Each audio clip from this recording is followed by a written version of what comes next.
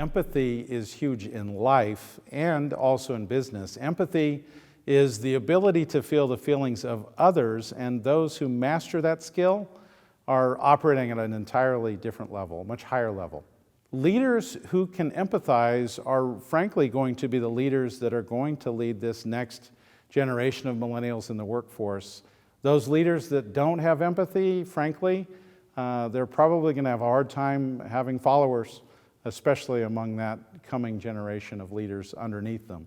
Millennials seem much more socially aware, and they're much more in touch with the softer side of life.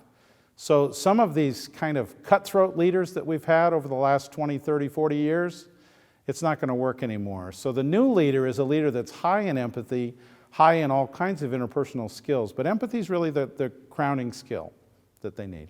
Leaders who are empathetic are typically good listeners. So empathy drives their listening. They care deeply, they're not distracted, they're not multitasking.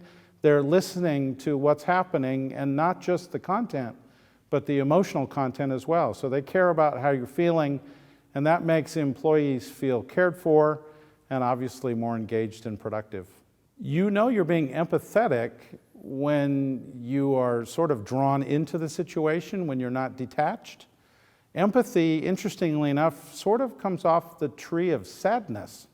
So we don't typically think about somebody being empathetic around positive emotions. You could, I suppose, but most of the time it's being in touch with people's struggles. So I think you know that you're empathetic when you feel and are responsive to the pain of others around you. If I'm not naturally empathetic, I think one of the ways to improve my empathy is to get more in touch with my own stuff, to be more aware of what's going on inside me. Americans are notorious for distracting ourselves away from some of those maybe uncomfortable feelings, sad feelings perhaps. We're a happiness-obsessed culture, and so what we find is, unfortunately, if we're constantly distracted and seeking happiness only, empathy suffers. So I would encourage people to drill down a little deeper and find those things inside you. They're there, that you can connect with, that will help you connect with others.